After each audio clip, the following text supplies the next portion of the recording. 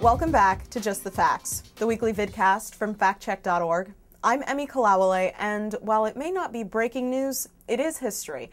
Senator Barack Obama of Illinois was elected the 44th President of the United States. So we found it only fitting that we would spend our 44th episode answering some of the questions facing the next president. First of all, what happens to both his and his running mate's Senate seats? Both President-elect Obama and Vice President-elect Joe Biden will be leaving open Senate seats behind. According to Illinois state law, the governor, Rod Blagojevich, is responsible for appointing someone to fill Obama's empty Senate seat. The same goes for Delaware, where Governor Ruth Ann Minner is responsible for appointing somebody to fill Joe Biden's empty seat. Since both governors are Democrats, it's likely that they will appoint Democrats to fill the seats, thus not changing the party count in the Senate. When exactly is the Electoral College vote, and where do those 538 electoral votes go? Contrary to its name, the Electoral College is not a place, it's a process. So, let's walk through it. Each state is allotted a specific number of Electoral College votes, and prior to the general election, slates of electors are nominated, usually by each political party at state conventions or at Central Committee meetings. Then the popular vote determines which electors are appointed. If you look carefully at your ballot when you voted, you'd have noticed that you voted for the electors for the candidates, not the candidates themselves. The newly appointed electors meet in their state on December 15th to select the president and vice president. The Constitution does not require electors to make their selection in line with the popular vote. But 27 states have laws that bind an elector's choice to the popular vote.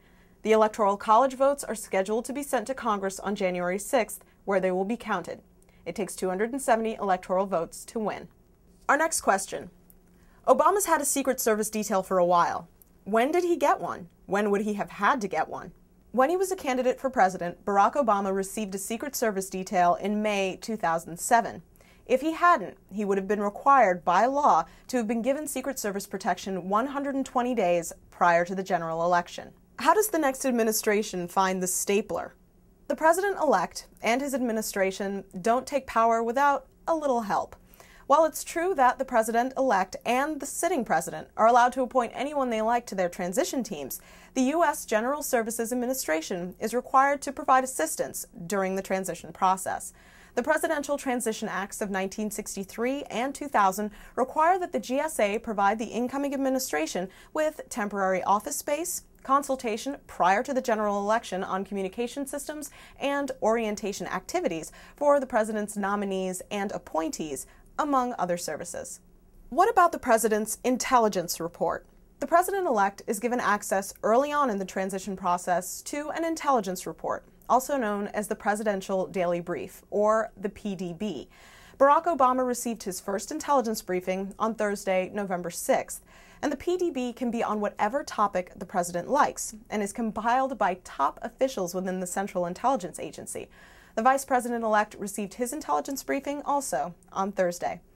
And that's it for this episode of Just the Facts. Thank you so much for joining us on this fantastic ride. And be sure to keep checking back to factcheck.org for more facts on the new administration. And if you're a teacher, be sure to check factchecked.org, our companion site, for new lesson plans. As for Just the Facts, I'm going to take a week for a break, and I'll be back on November 22nd. So thanks for watching. I'm Emmy Kalawale, and see you in 2 weeks.